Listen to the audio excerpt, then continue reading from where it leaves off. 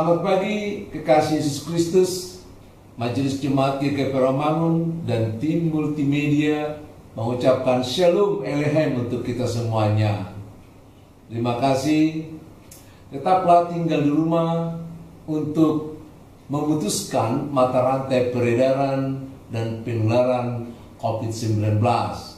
Bagi adik-adik kami yang masih belajar, biarlah belajar dari rumah dengan sarana dan prasarana yang sudah makin ditingkatkan oleh pemerintah melalui RRI dan TVRI, dan tentu juga dengan guru secara langsung. Bagi saudara-saudara dan ibu bapak yang harus bekerja dari rumah, marilah kita menikmatinya sekalipun banyak keterbatasan yang akan kita dapatkan. Dan bagi saudara-saudara yang harus bekerja keluar rumah, persiapkan dirimu sebaik mungkin agar kita tidak tertular dan juga tidak menularkan kepada orang lain. Ibu-ibu rumah tangga, tetaplah sabar dan setia. Kalau boleh belanja dari rumah, mari kita persiapkan rumah tangga kita dengan gizi yang sehat dan gizi yang bermutu, sekalipun dengan makanan yang sederhana. Tuhan menyertai, Tuhan memberkati kita semuanya.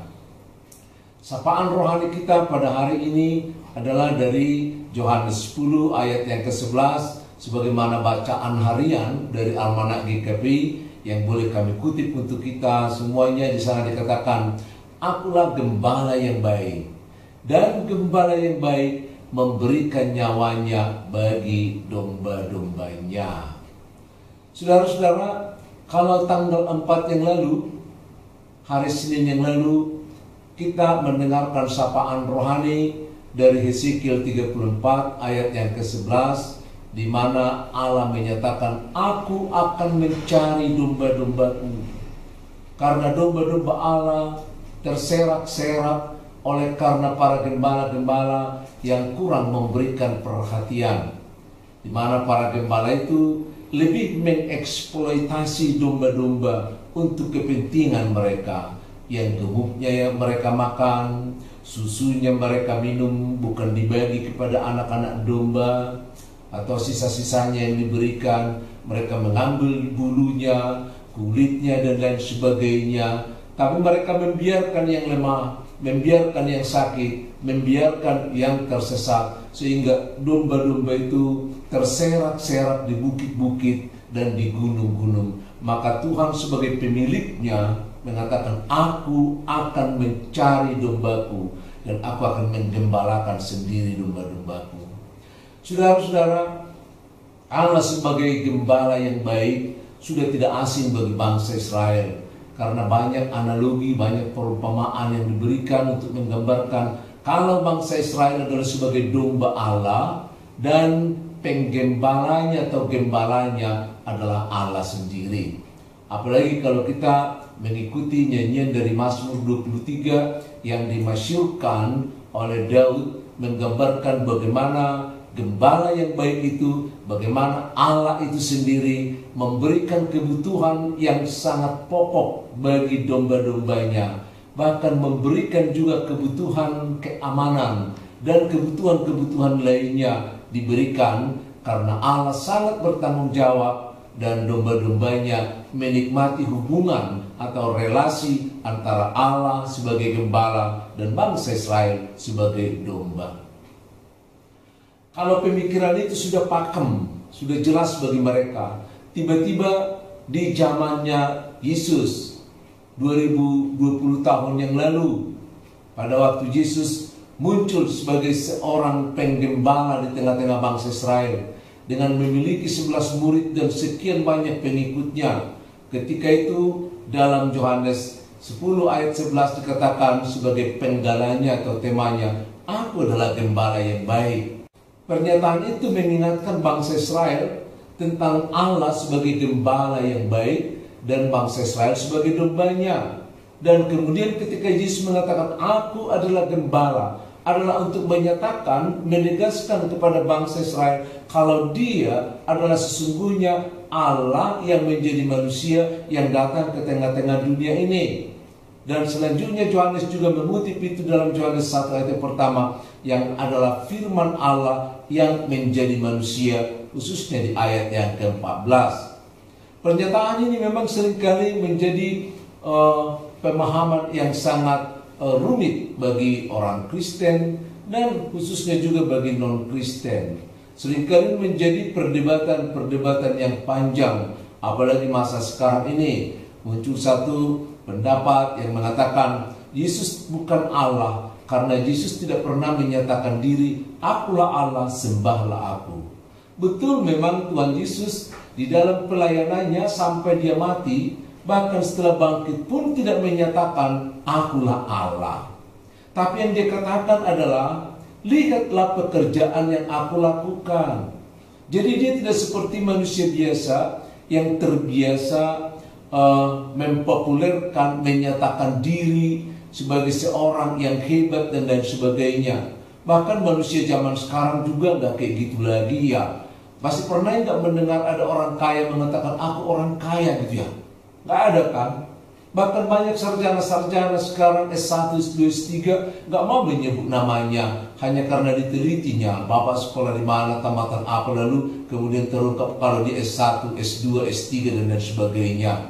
Karena demikian etikanya. Maka Yesus 2000 tahun yang lalu juga sudah menyatakan demikian. Dia tidak menyatakan, "Akulah Allah, sembahlah aku." Tapi dia katakan, "Lihat apa yang aku kerjakan."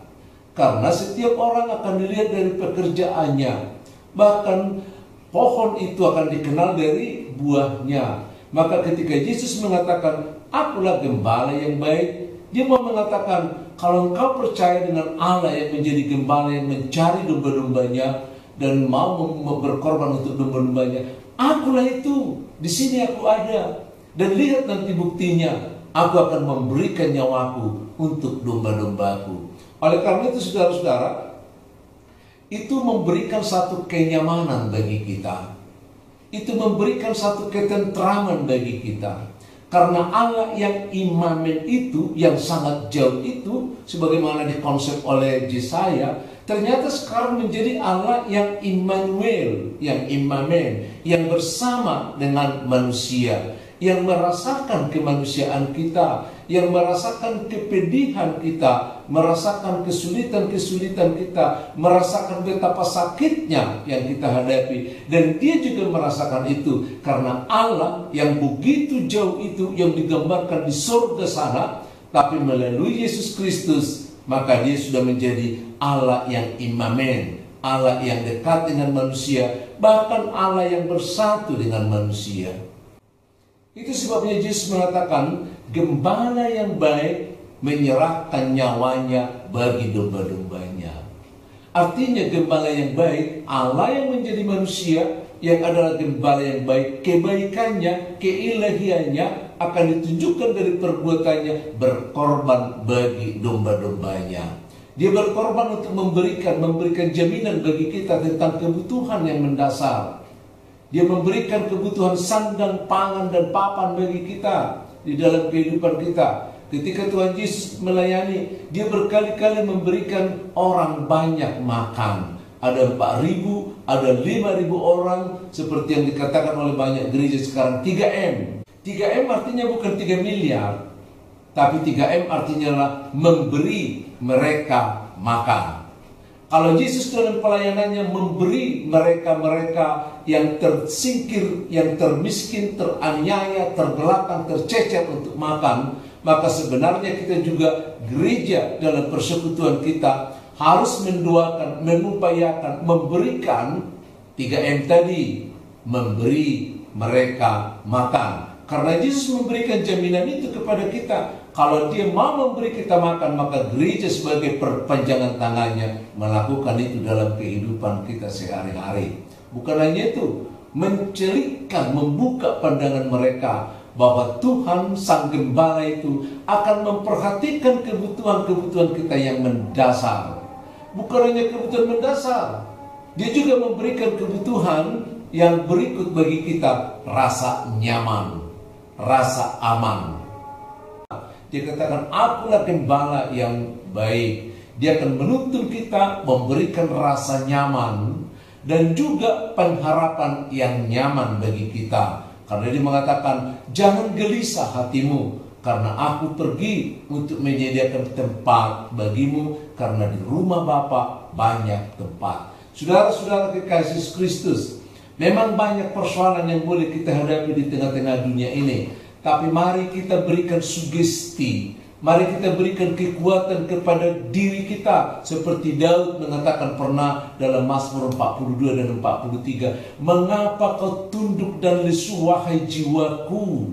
Berharaplah kepada Tuhan. Maka ketika kita berharap kepada Tuhan, kita akan dibangkitkan, kita akan ditegarkan, dimampukan sebagaimana Allah bersama kita. Maka kita juga akan memiliki kreasi dan akan bersikap lebih baik menghadapi kenyataan ini. Kenapa? Karena Tuhan beserta dengan kita. Sekalipun Allah tidak kelihatan dengan mata kita, tapi Dia ada di dalam diri kita, memberikan kekuatan, membangun kita, memberikannya rasa nyaman dan aman menghadapi dunia yang sedang bergelora ini. Tuhan menyertai kita semuanya. Shalom.